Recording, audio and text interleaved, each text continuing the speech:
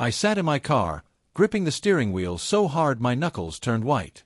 The house, once a place of warmth and love, now stood as a symbol of deception.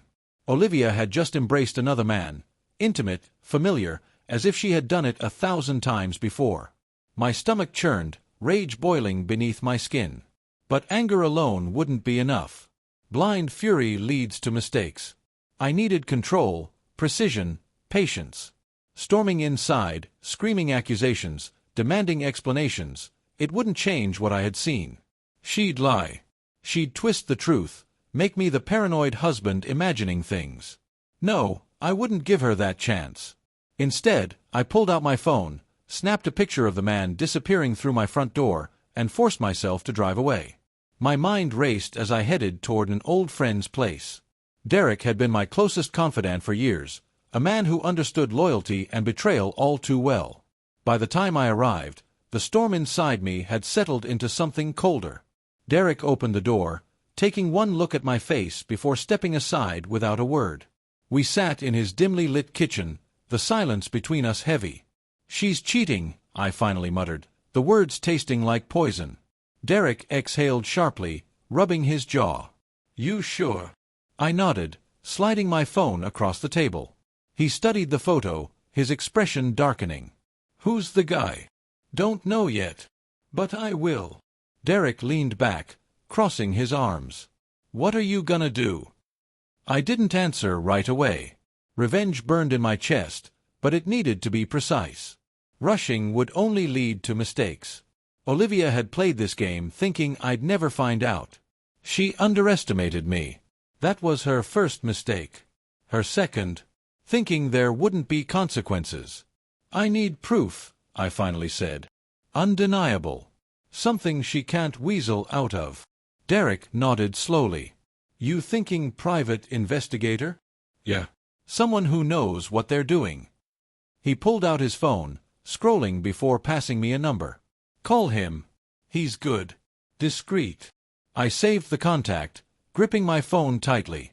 A part of me still wanted to believe this was all a misunderstanding, that I'd wake up tomorrow and realize I had misread everything. But deep down, I knew better.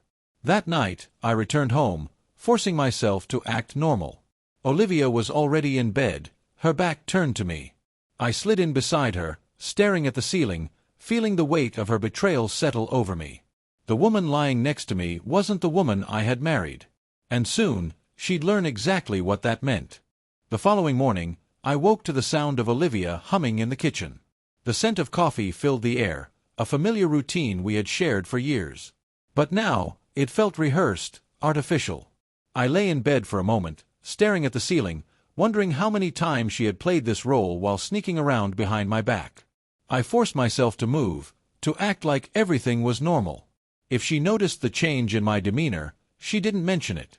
She kissed my cheek before heading to work, her smile as radiant as ever. But now, I saw it for what it was, a mask. As soon as she left, I pulled out my phone and dialed the number Derek had given me. A deep voice answered after 2 rings. "Yeah. I'm looking for discreet investigative services," I said. "Referred by Derek." A pause. Then, "Meet me at the address I'll send." 1 hour. An address popped up in my messages a second later. I wasted no time, grabbing my keys and heading out. The place was a small, unassuming office tucked between a laundromat and a pawn shop. Inside, a man in his 40s with sharp eyes and a no-nonsense demeanor greeted me. He introduced himself as Clark and wasted no time getting to the point. "Tell me what you need," he said, motioning for me to sit. I took out my phone and pulled up the picture of Olivia embracing the stranger. "I need to know everything about this guy. Who he is, how long this has been going on, where they meet." Clark studied the image for a moment before nodding. "I'll tail her, track her calls, pull her records. Give me a week." "Money isn't an issue," I said. "I want every detail." He smirked. "Good. Because this won't be cheap."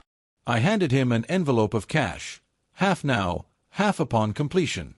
As I left the office, a strange sense of control settled over me. The anger still simmered, but now it had direction. For the next few days, I played the role of the devoted husband. Olivia remained clueless, still coming home late, still hiding her phone like a teenager with secrets. She was good at lying, too good. But she had no idea who she was dealing with. 5 days later, Clark called. "Meet me at my office. You're gonna want to see this." When I arrived, he handed me a thick folder. I flipped it open, my heart hammering as I scanned the pages. Photos, call logs, hotel receipts. It was worse than I imagined. Her lover wasn't just some random guy. His name was Ethan Caldwell, a high-ranking executive at her company. Married. 2 kids. A reputation built on lies. They had been meeting for months. Fancy hotels, secret getaways, stolen afternoons in his office. My wife, the woman I had built a life with, had been living a double life. Clark leaned back, watching me. "So, what's next?" I closed the folder, my grip tightening. "Now," I said, my voice cold. "Now, I destroy them both." Over the next few days, I meticulously crafted my plan. Olivia thought she was untouchable, Ethan probably assumed he was invincible. But they were about to learn what real consequences felt like. The first step was control. I needed to ensure neither of them had a chance to spin their lies before I exposed them. I started by making copies of every document Clark had given me. Photos of Olivia sneaking into hotels, records of her phone calls with Ethan, even emails they had exchanged on her work account. She had been reckless, assuming no one would ever check. Then, I reached out to Ethan's wife. Her name was Hannah, and from what I gathered, she was the kind of woman who valued her perfect family image above all else. I sent her an anonymous email with a small sample of the evidence, just enough to break her world apart. Within hours, the cracks started forming. I came home that evening to Olivia sitting on the couch, scrolling through her phone, completely oblivious to the hurricane approaching. "Hey, babe," she greeted, smiling. "Dinner's almost ready." I forced a smile, playing my role one last time. "Sounds great." She had no idea that in less than 24 hours, everything she built was going to collapse. The next morning, I took the day off work, telling Olivia I had an important meeting. In reality, I was setting the final pieces in motion. At exactly noon, I sent an email to Olivia's entire office. Every department, every executive, every single person she had worked with for the past 7 years. Attached were the photos, call logs, and details of her affair with Ethan Caldwell, their esteemed executive. Then, I did the same with Ethan's company. I made sure to include Hannah in the email, just to drive the final nail into his coffin. The fallout was immediate. Within minutes, my phone buzzed non-stop. Olivia called, ignored. Ethan tried to reach me, denied. Then, I received a message from Hannah. "Thank you. He's finished." I leaned back, satisfied. By the time I arrived home, Olivia was waiting for me, her face pale, eyes wild with panic. "What did you do?" she shrieked, clutching her phone. I stepped inside, shutting the door behind me. "I made sure everyone saw you for who you really are." She stumbled back, shaking her head. "You ruined my life." I laughed, cold and sharp. "No, Olivia. You did that all by yourself." She opened her mouth to argue, but before she could speak, her phone buzzed. Another call, another consequence. Her world was crumbling, and I wasn't done watching it burn.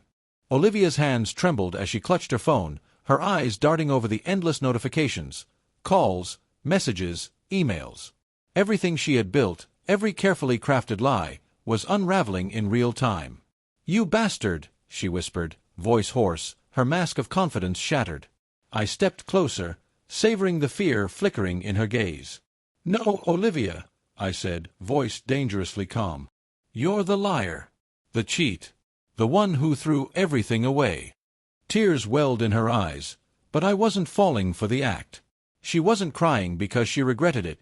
She was crying because she got caught. Then came the knock. A hard, urgent pounding against the door.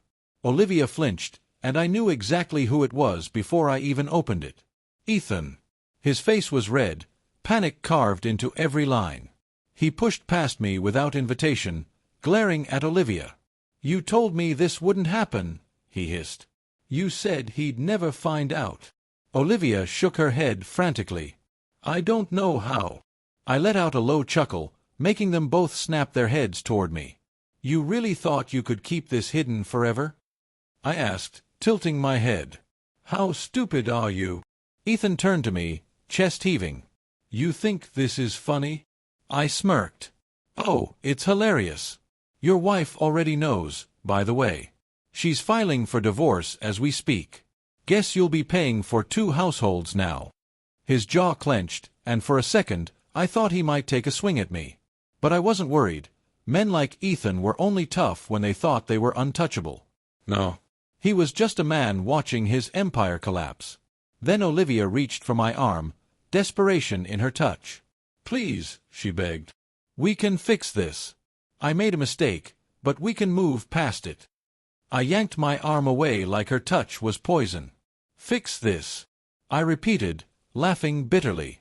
You didn't make a mistake, Olivia. A mistake is forgetting an anniversary. A mistake is burning dinner. You made choice after choice to betray me. And now, you have to live with it. Her face crumpled, but I was done feeling anything for her. Then, as if the universe wanted to deal her one final blow, her phone buzzed again. She looked down at the screen, her face draining of color. I knew what it was before she even read it. She had been fired. Ethan let out a strangled breath, pulling out his own phone. His expression darkened as he saw his fate was the same. You ruined us, Olivia whimpered. I smiled. No, you ruined yourselves. I just made sure the world saw it. I turned, grabbed my keys, and walked toward the door. You'll regret this, she screamed after me. I paused, glancing back one last time. The only thing I regret, I said, is wasting years on you. Then, without another word, I walked out of that house, leaving them both in the wreckage of their own destruction. And I never looked back.